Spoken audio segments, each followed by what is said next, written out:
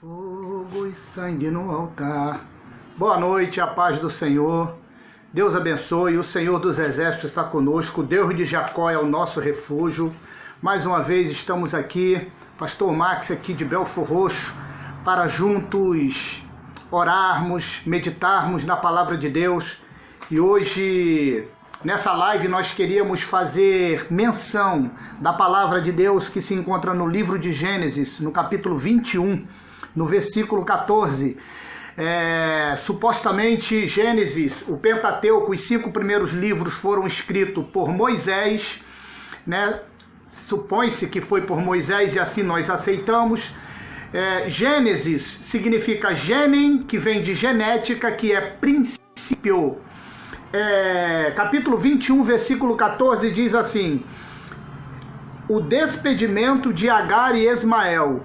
E então se levantou Abraão pela manhã, de madrugada, e tomou pão e um odre de água, e os deu a Agar, pondo-os sobre o seu ombro, também lhe deu o menino, e despediu-a. E ela foi-se andando errante no deserto de Berseba. E consumida a água do odre, lançou o menino debaixo de uma árvore e foi-se, assentou-se de fronte, à distância de um tiro de arco, porque dizia: que não veja eu morrer o menino. E se assentou-se de fronte, levantou a sua voz e chorou. E ouvindo Deus a voz do menino, bradou o anjo de Deus a Agar desde os céus e disse-lhes: que tens, Agar? Não temas, porque Deus ouviu a voz do rapaz desde o lugar aonde está. Meus irmãos, estamos falando de Abraão. Abraão é o pai das 3 maiores religiões já existentes, né? Que ele é o pai do judaísmo, do islamismo e do cristianismo. Todas essas 3 religiões procedem de Abraão. E o que ocorre? Abraão era iraquiano, ele era de Ur dos Caldeus, onde é o atual Iraque. Ele recebe uma chamada de Deus e parte para Canaã. E em Canaã, ele chega em Canaã e Deus lhe dá a promessa que dele iria nascer uma grande nação. Uma grande nação. E o que ocorre? Abraão fica idoso, ele sai de lá com mais de 70 anos, fica idoso e essa promessa não se cumpre. E Deus vem prometendo a ele com o passar dos dias que dele seria feita uma nação imensa, que reis procederia dele. E o tempo passa e não acontece exatamente como ele queria.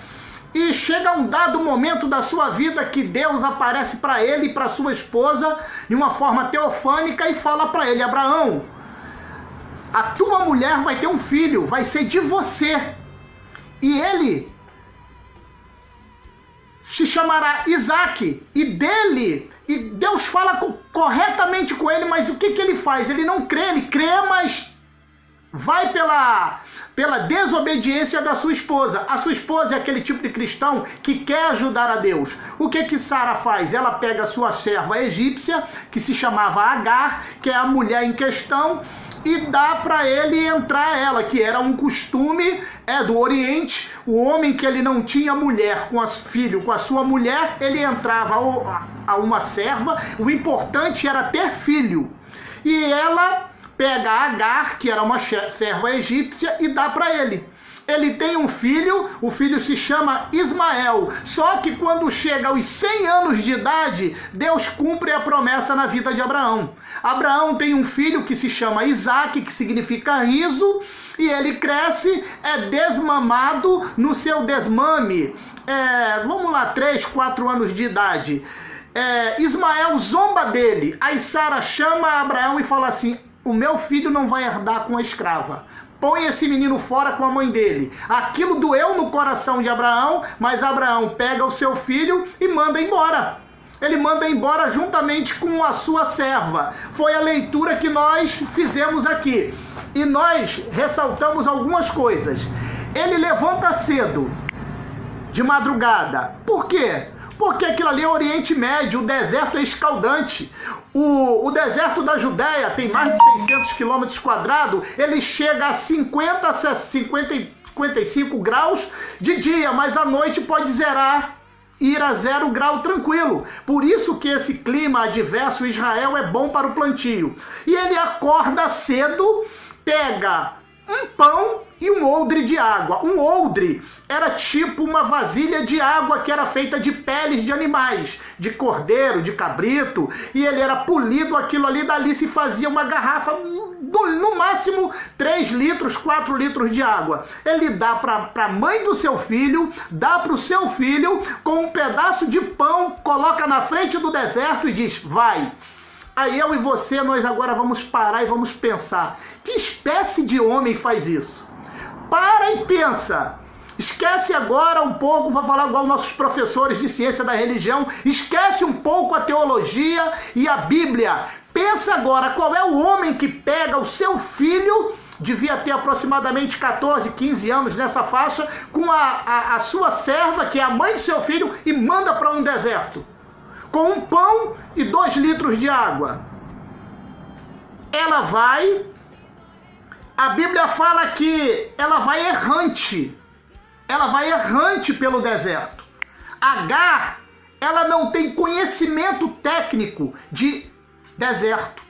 Hoje nós vemos os programas Survivor, de sobrevivência. Qualquer pessoa para entrar em mata ou em deserto tem que ter conhecimento geográfico e conhecimento da fauna e da flora. O que ela pode comer, o que ela pode beber, quais os animais que tem ali. E Agar, ela entra dentro do deserto sem conhecer nada. E ela bebe toda a água, ela come o pão. Quando dá aí mais ou menos 11 horas para meio-dia, acabou tudo. O que é que ela faz? Ela se desespera. O texto diz assim, e consumida a água, versículo 15, do odre, lançou o menino debaixo de uma árvore.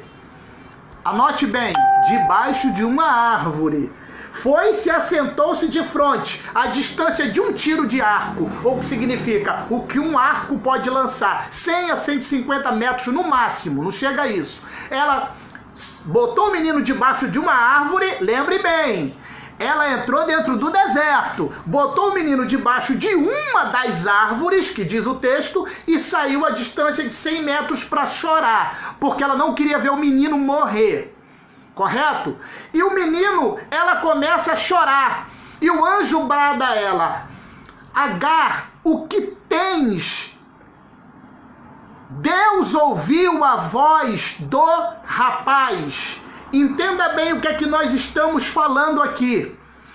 Deserto é escola, deserto é sinônimo de escassez, deserto é sinônimo de falta, deserto é sinônimo de solidão, deserto é sinônimo de sofrimento, mas deserto é lugar onde você vê a glória de Deus, onde o poder de Deus se manifesta, onde você é preparado, onde o teu caráter é moldado. Deserto é faculdade de Deus, e ela entra no deserto errante, sem conhecimento nenhum. Ela coloca o filho debaixo de uma árvore e sai para chorar. Só que o texto diz que ela coloca um menino, mas quando ele chora, a Bíblia aqui relata que Deus fala assim, Deus ouviu a voz do rapaz. O que isso traz para mim e para você? Que você pode entrar na prova, menino, mas você vai sair dela homem, porque você vai sair consciente, com um aprendizado, você vai sair técnico, perito em prova, sabendo o que é necessidade, sabendo o que é humildade, sabendo o que é dependência de Deus. É isso que te leva ao deserto, é ser dependente de Deus.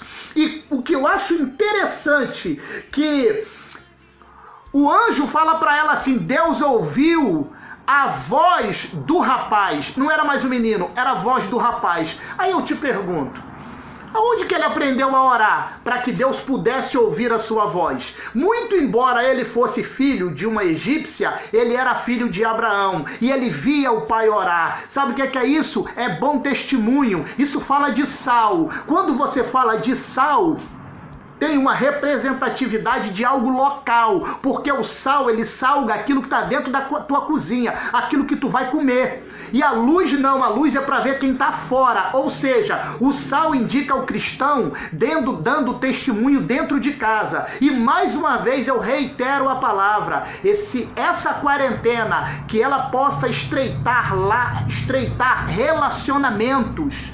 Marido, se tu não conhece a tua mulher, passa a conhecer agora, dá um muito prazer, dá um beijo, vai namorar, ora ao Senhor e vai namorar a sua esposa, vai conhecer a sua esposa, vai conhecer os seus filhos. Sal fala de ambiente, de local. Luz fala de visão ao longe. Então o crente, ele é para ser luz ao longe, fora de casa, mas dentro de casa, ele é para ser sal. Ele também é para ser peixe, porque o peixe, dentro da água salgada, ele não se contamina com a água salgada. Quando se tira o peixe do mar, é necessário salgá-lo para ele ser comido. Isso fala de testemunho, isso fala de temperança, isso fala de não se contaminar. Então, Deus, ele ouve a voz do rapaz. E o que eu acho interessantíssimo é que quando versículo 18, ergue-te, levanta-te e pega o moço pela mão, porque dele eu farei uma grande nação.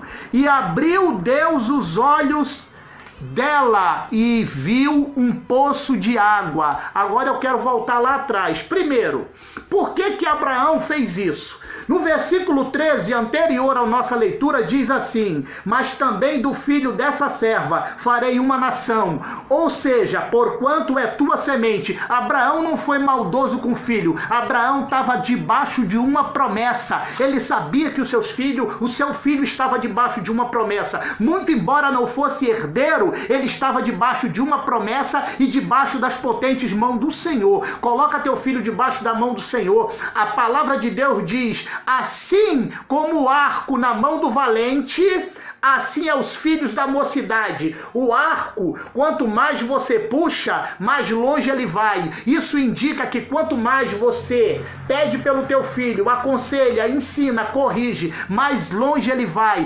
Profetiza na vida do teu filho que ele vai ser um médico, ele vai ser um professor, que ele vai ser algo que ele venha ser abençoado e abençoar vidas. Puxa na flecha e lança longe a semente do teu filho. Outra coisa, estava debaixo de promessa. Ela, quando entrou, ela parou em um oásis. Para isso Deus abriu os olhos dela. Quando ela olhou, ela viu água. Eu chamei a atenção que ela deixou o menino debaixo de uma árvore. Que deserto é esse que tem árvore? Que deserto é esse que tem água? Se você estudar a geografia de Israel, você vai descobrir que o deserto da Judéia, ele brota água que desce lá do Monte Hermon. Então, quando Deus orienta a Abraão lançar aquela mulher e o seu filho no deserto, não foi para a morte, foi para a vida.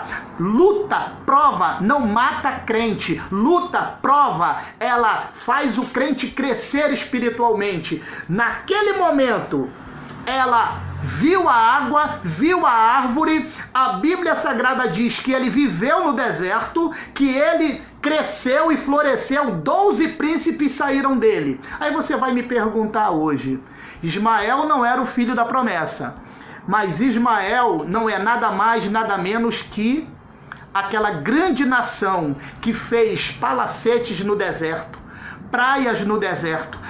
Os árabes, a Arábia Saudita, são os descendentes de Ismael, são os maiores produtores de petróleo do mundo. Então, se você está debaixo da promessa de Deus, mesmo que o teu deserto tá doendo, come o teu deserto, passa pelo teu deserto, que no final do deserto, Deus ele tem uma Canaã para você.